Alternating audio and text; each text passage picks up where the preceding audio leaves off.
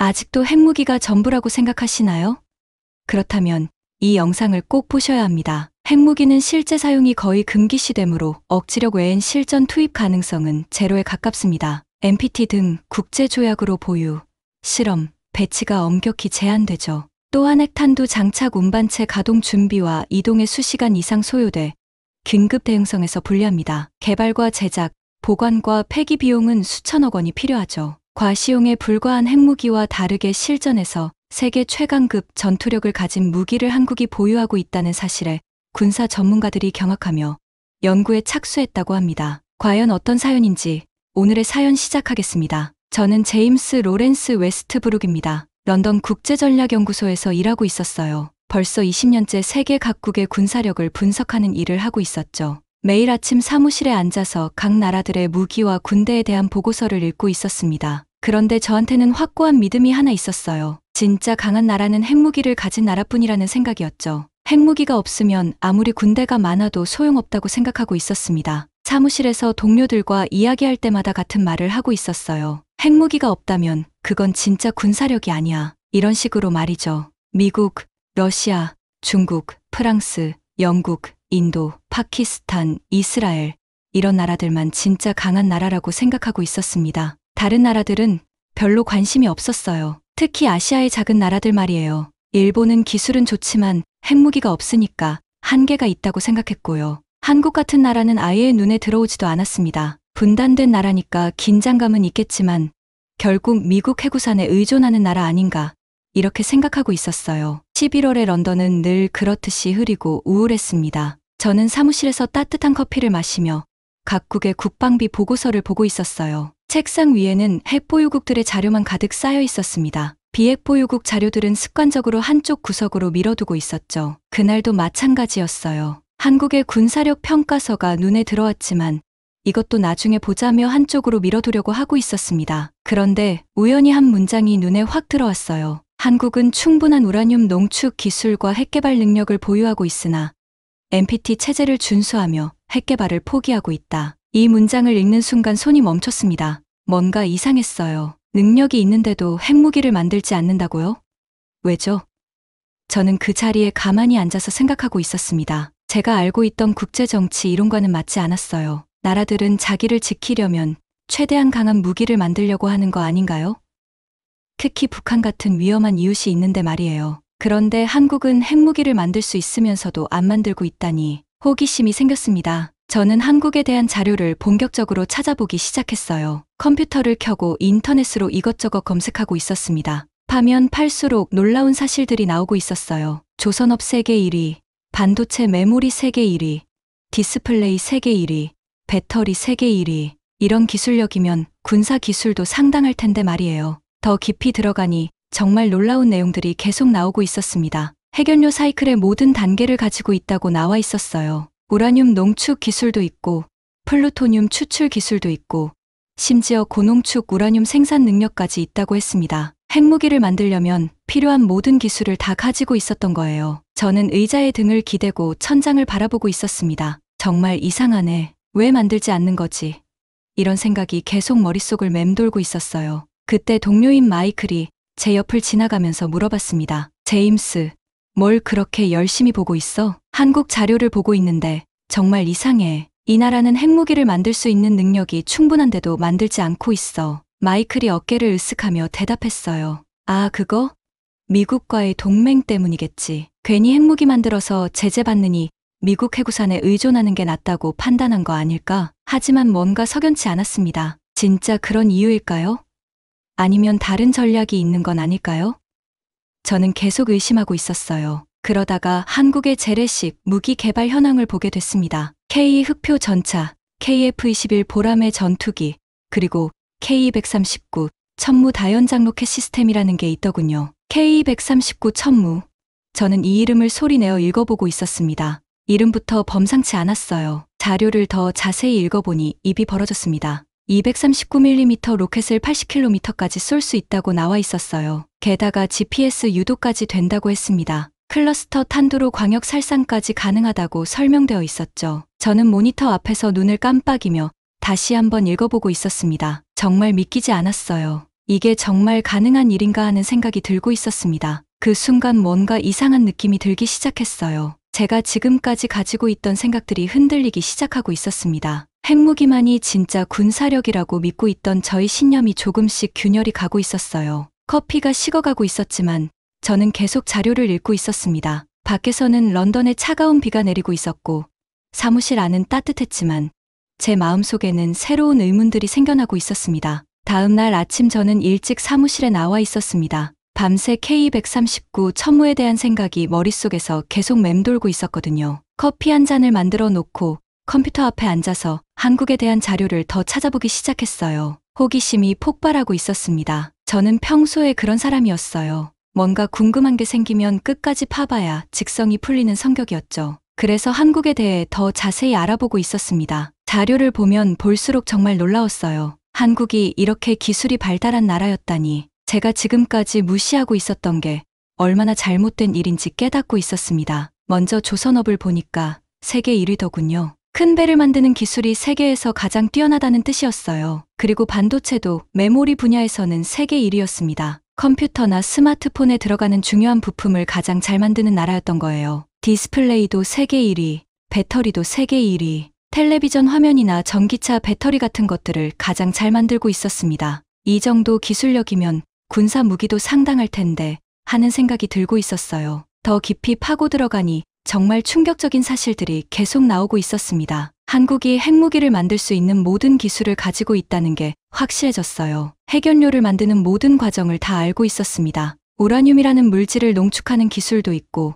플루토늄이라는 다른 핵물질을 뽑아내는 기술도 있었어요. 심지어 아주 순도 높은 우라늄을 만드는 능력까지 가지고 있었습니다. 저는 의자에 앉아서 고개를 흔들고 있었어요. 정말 이상해. 이 모든 걸 가지고 있으면서 왜 핵무기를 안 만드는 거지? 제가 아는 국제정치 상식으로는 이해가 안 됐습니다. 나라들은 자기를 지키려면 가능한 한 가장 강한 무기를 만들려고 하잖아요. 특히 한국 같은 경우는 바로 옆에 북한이라는 위험한 나라가 있는데 말이에요. 북한은 계속 핵무기를 만들고 있고 미사일도 쏘고 있었습니다. 그런 상황에서 한국이 핵무기를 만들 수 있으면서도 안 만든다는 게 정말 이해가 안 갔어요. 그런데 뭔가 다른 이유가 있을 것 같다는 생각이 들고 있었습니다. 단순히 미국과의 동맹 때문만은 아닐 것 같았어요. 뭔가 더 깊은 전략이 있는 건 아닐까 하는 생각이 들고 있었습니다. 그러다가 한국의 재래식 무기들을 보게 됐어요. 그제야 뭔가 답이 보이기 시작했습니다. K 흑표 전차라는 게 있더군요. 독일의 유명한 전차나 미국의 최신 전차와 비교해도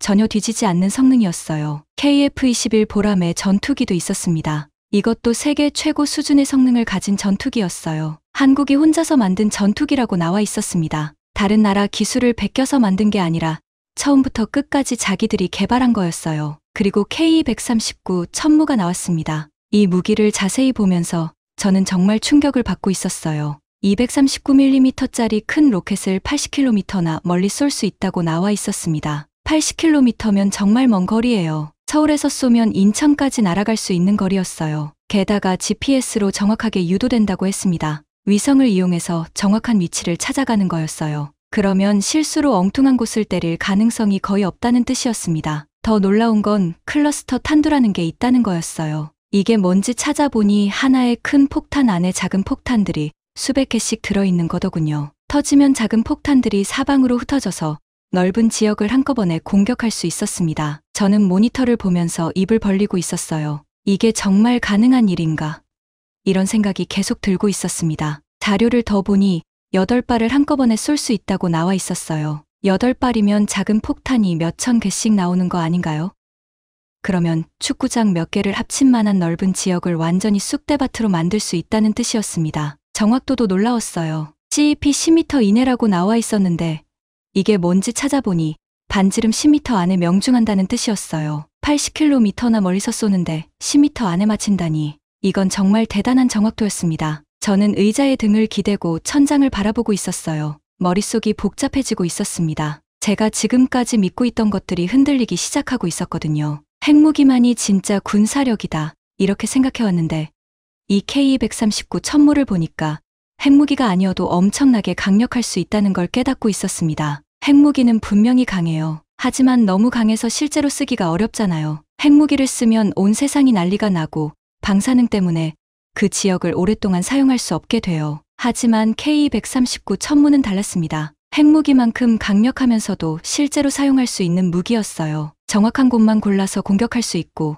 방사능 걱정도 없었습니다. 저는 새로운 가능성을 보고 있었습니다. 어쩌면 한국이 핵무기를 안 만드는 이유가 여기에 있는 건 아닐까 하는 생각이 들고 있었어요. 굳이 핵무기를 만들지 않아도 이런 강력한 무기가 있으면 충분하다고 판단한 거 아닐까요? 주말이 지나고 월요일이 됐습니다. 저는 평소보다 더 일찍 사무실에 나와 있었어요. 집에 있는 동안에도 계속 K139 천무에 대한 생각이 머릿속을 떠나지 않고 있었거든요. 정말 이상했어요. 제가 이렇게 한 나라의 무기에 빠져본 적이 없었는데 말이에요. 커피를 한 잔 더 만들어서 책상에 앉았습니다. 그리고 K139 천무에 대한 자료를 더 자세히 찾아보기 시작했어요. 이번에는 정말 꼼꼼하게 하나하나 다 살펴보고 있었습니다. 자료를 보면 볼수록 정말 놀라웠어요. 239mm 유도 로켓 하나에 최대 300개의 작은 파편탄이 들어있다고 나와 있었습니다. 300개요?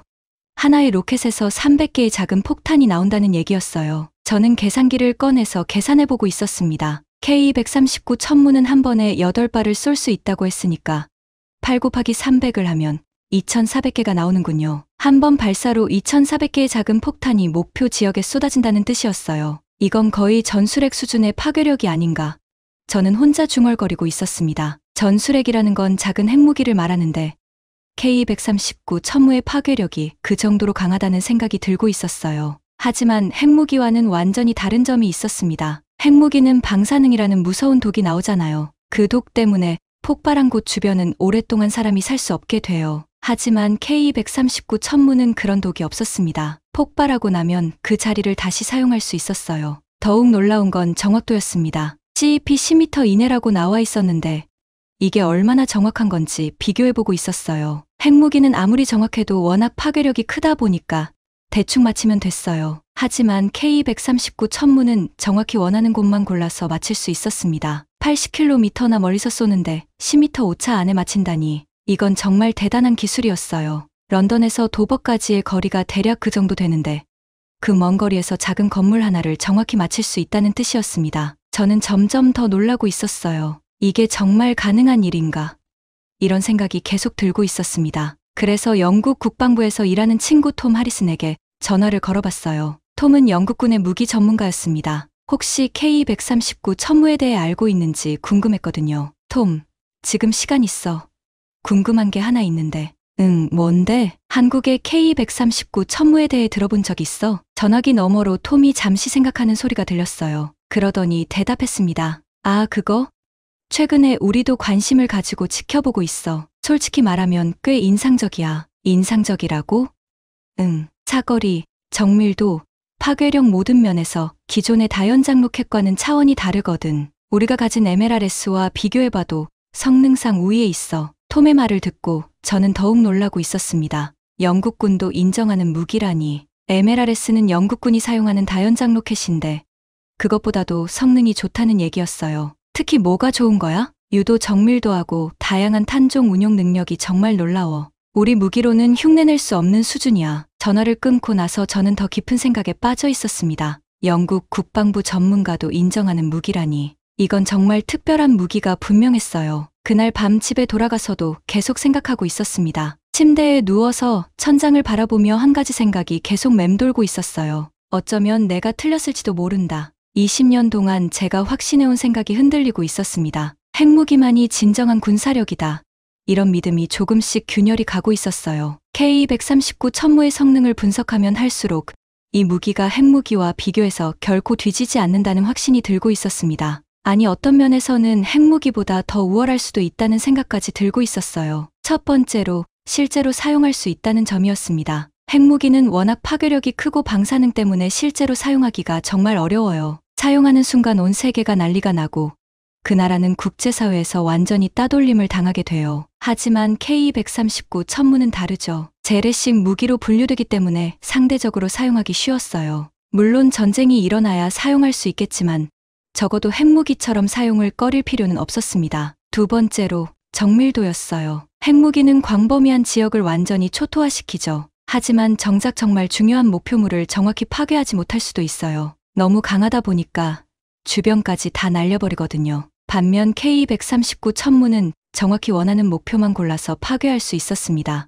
적의 본부 건물만 정확히 부수고 옆에 있는 민간인 건물은 건드리지 않을 수 있었어요. 세 번째로 유연성이었습니다. 핵무기는 한 번 사용하면 그것으로 끝이에요. 너무 강하니까 조절할 수가 없죠. 하지만 K139 천무는 상황에 맞게 다양하게 사용할 수 있었어요. 넓은 지역의 적군을 한꺼번에 제거하고 싶으면 클러스터 탄두를 쓰면 되고, 견고한 벙커를 뚫고 싶으면 관통탄을 쓸 수 있었습니다. 마치 여러 가지 도구가 하나로 합쳐진 맞는 공구 같았어요. 저는 이불을 끌어당기며 생각하고 있었습니다. 내가 지금까지 얼마나 편견에 사로잡혀 있었나? 핵무기라는 색안경을 끼고 세상을 봤던 제가 얼마나 잘못 생각하고 있었는지 깨닫고 있었어요. 다음 날 아침 저는 완전히 새로운 마음으로 사무실에 앉아 있었습니다. 어젯밤 내내 생각한 결과 제 머릿속에서 큰 변화가 일어나고 있었어요. 20년 동안 믿어왔던 생각들이 완전히 바뀌고 있었습니다. 이제 저는 완전히 다른 시각으로 세계를 바라보기 시작했어요. 그동안 핵무기만 보고 있었던 제가 얼마나 좁은 시야를 가지고 있었는지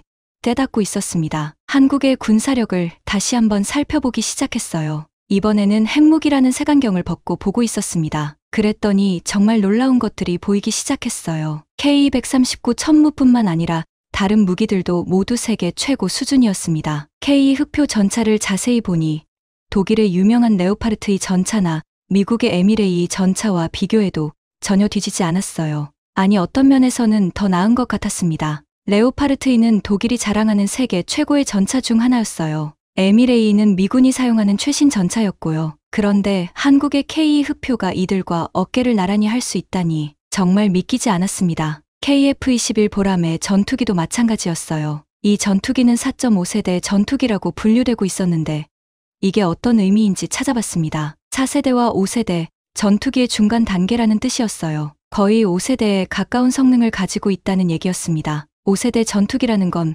미국의 F-22나 F-35 같은 최신 전투기를 말하는 거예요. 스텔스 기능이 있어서 레이더에 잘 잡히지 않는 그런 전투기 말이에요. KF-21이 그 수준에 가깝다는 건 정말 대단한 일이었습니다. 더욱 놀라운 건 이런 무기들이 모두 한국이 혼자서 만든 것이라는 점이었어요. 다른 나라에서 기술을 가져와서 조립한 게 아니라 처음부터 끝까지 자기들 힘으로 개발한 거였습니다. 보통 작은 나라들은 큰 나라에서 무기를 사거나 기술을 빌려와서 만들잖아요. 하지만 한국은 달랐습니다. A부터 G까지 모든 걸 스스로 만들고 있었어요. 저는 책상에 앉아서 고개를 끄덕이고 있었습니다. 이게 바로 진정한 군사 기술력이 아닐까? 핵무기는 분명히 강력합니다. 하지만 핵무기만 가지고 있으면 뭐 할까요?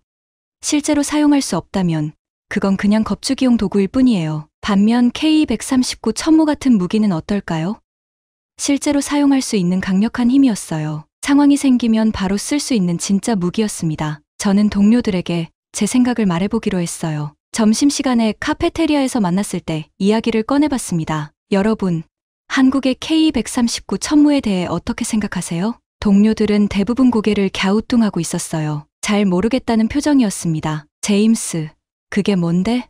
마이클이 물어봤어요. 한국이 만든 다연장 로켓인데 성능이 정말 놀라워요. 80km까지 쏠 수 있고 GPS로 정확하게 유도되고 클러스터 탄두로 광역 공격까지 가능해요. 아, 그런 게 있구나. 하지만 그래도 재래식 무기잖아. 저는 깊이 숨을 들이쉬고 제 생각을 말했습니다. 저는 이 무기가 핵무기만큼, 아니 어떤 면에서는 핵무기보다 더 중요할 수 있다고 생각해요. 동료들이 놀란 표정으로 저를 바라보고 있었어요. 특히 마이클은 정말 놀라는 것 같았습니다. 제임스, 아무리 그래도 핵무기를 재래식 무기와 비교할 수는 없지 않나? 재래식 무기가 아무리 발달해도 핵무기의 절대적 파괴력에는 못 미치지. 다른 동료가 말했어요. 하지만 저는 확신하고 있었습니다. 이들은 아직도 옛날 생각에 갇혀 있었어요. 21세기의 전쟁은 20세기와 완전히 다른데 말이에요. 여러분, 생각해보세요. 요즘 전쟁은 예전과 달라요. 정확한 타격, 네트워크를 이용한 전쟁, 정보를 이용한 싸움.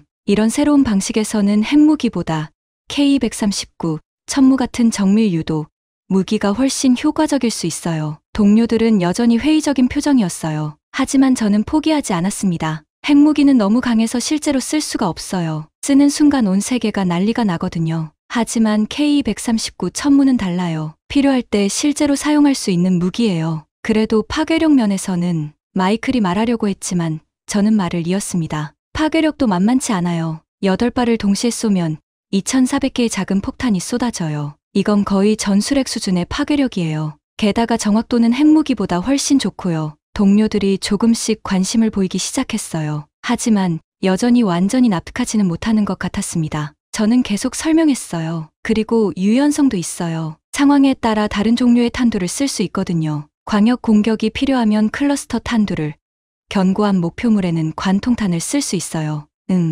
그런 면에서는 확실히 장점이 있네. 한 동료가 인정하는 듯 말했어요. 하지만 대부분은 여전히 회의적이었습니다. 저는 이해할 수 있었어요. 저도 얼마 전까지는 똑같이 생각했었거든요. 점심을 먹고 사무실로 돌아와서 저는 더 깊이 생각해봤습니다. 동료들을 설득하기는 어려웠지만 저는 제 생각이 맞다고 확신하고 있었어요. 21세기의 전쟁에서는 정밀 타격이 핵심이에요. 적의 중요한 시설만 정확히 파괴하고 민간인 피해는 최소화하는 것이 중요하죠. 핵무기로는 이런 정밀한 작전이 불가능해요. 하지만 K-139 천무는 다르죠. 80km 밖에서 10m 오차 안에 정확히 맞힐 수 있어요. 적의 본부만 정확히 파괴하고 바로 옆 병원은 건드리지 않을 수 있는 거예요. 그리고 연속 공격도 가능해요. 핵무기는 한 번 쓰면 그것으로 끝이지만 K-139 천무는 계속해서 다음 목표를 공격할 수 있어요. 재장전도 10분 안에 끝난다고 하니까 거의 끊임없이 공격할 수 있는 거죠. 저는 새로운 확신을 가지고 있었습니다.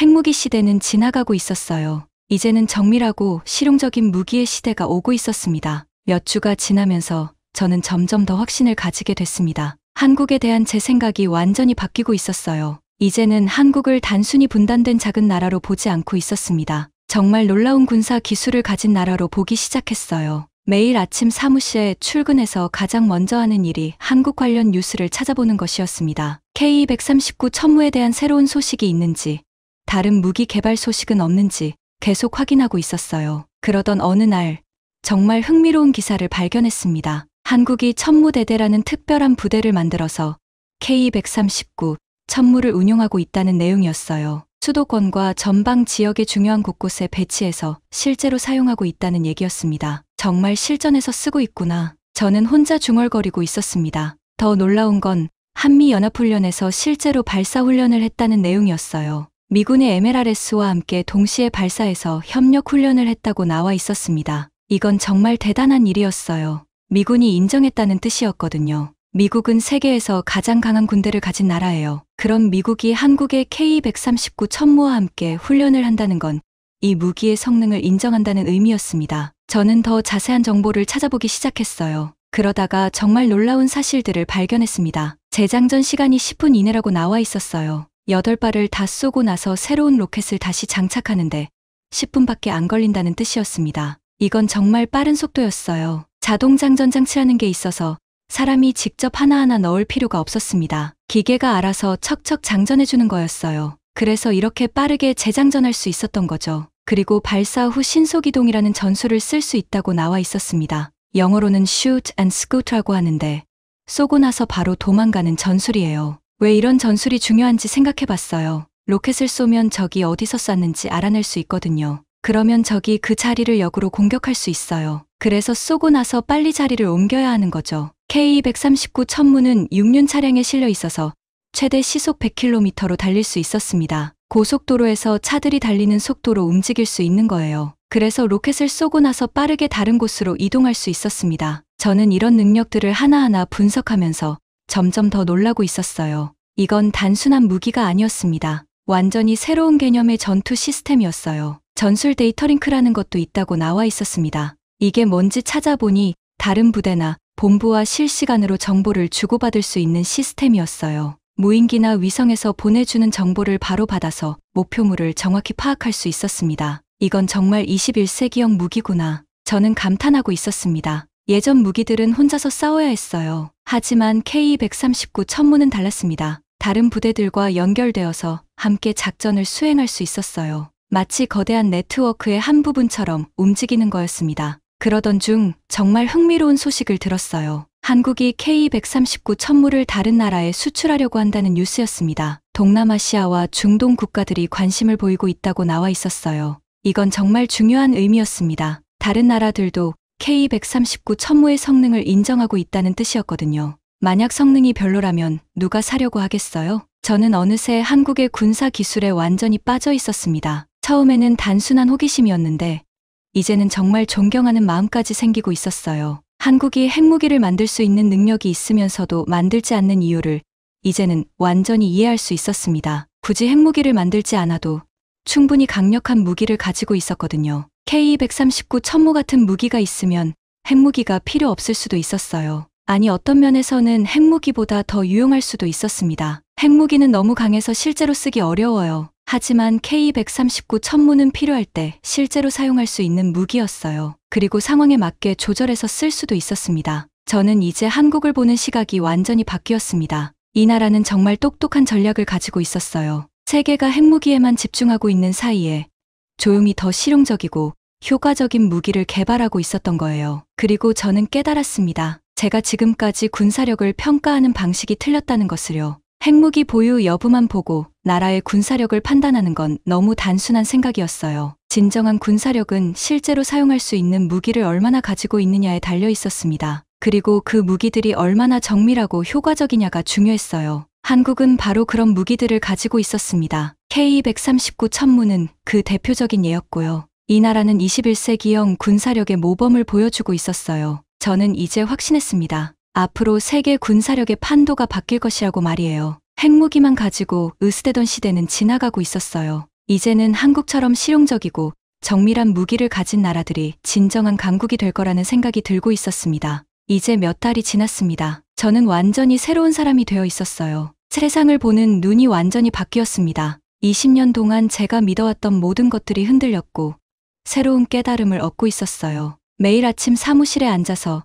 세계 각국의 군사력 보고서를 볼 때마다 이제는 핵무기부터 찾지 않게 됐습니다. 대신 그 나라가 얼마나 실전적이고 효과적인 무기를 가지고 있는지를 먼저 보고 있었어요. 한국은 이제 제가 가장 주목하는 나라가 되었습니다. K139 천무를 통해 깨달은 것들이 너무 많았거든요. 이 나라는 정말 놀라운 전략적 사고를 가지고 있었어요. 핵무기를 만들 수 있는 충분한 능력이 있으면서도 굳이 만들지 않았습니다. 대신 더 실용적이고 효과적인 무기들을 개발하는 길을 선택했어요. 이것이야말로 진정한 지혜라고 생각하고 있었습니다. 냉전 시대에는 핵무기가 중요했을지도 몰라요. 서로를 완전히 파괴할 수 있다는 두려움으로 평화를 유지하는 시대였으니까요. 하지만 21세기는 달랐습니다. 이제는 정밀하고 효율적이며 실제로 사용할 수 있는 무기가 진정한 힘이 되는 시대였어요. K139 천무를 비롯한 한국의 첨단 무기들을 보면서 저는 확신하게 됐습니다. 진정한 군사 강국은 핵무기 보유 여부로 결정되는 것이 아니라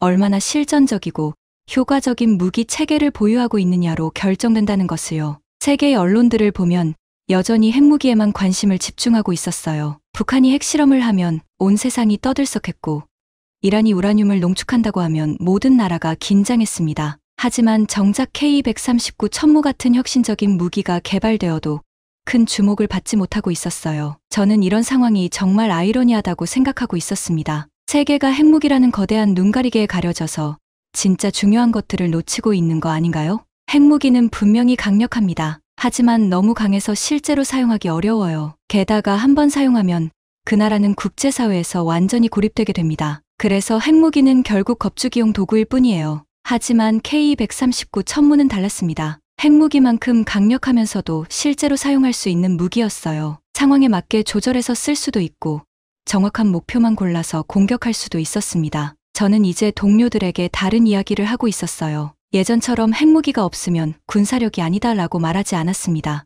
대신 21세기에는 실용적인 무기가 진정한 힘이라고 말하고 있었어요. 처음에는 동료들이 의아해했습니다. 제가 갑자기 왜 이런 말을 하는지 이해하지 못했어요. 하지만 시간이 지나면서 점점 더 많은 사람들이 제 말에 관심을 보이기 시작했습니다. 특히 젊은 분석가들은 제 말에 귀를 기울이고 있었어요. 그들도 기존의 핵무기 중심 사고에 의문을 품고 있었던 것 같았습니다. 제임스, 한국의 다른 무기들은 어때요?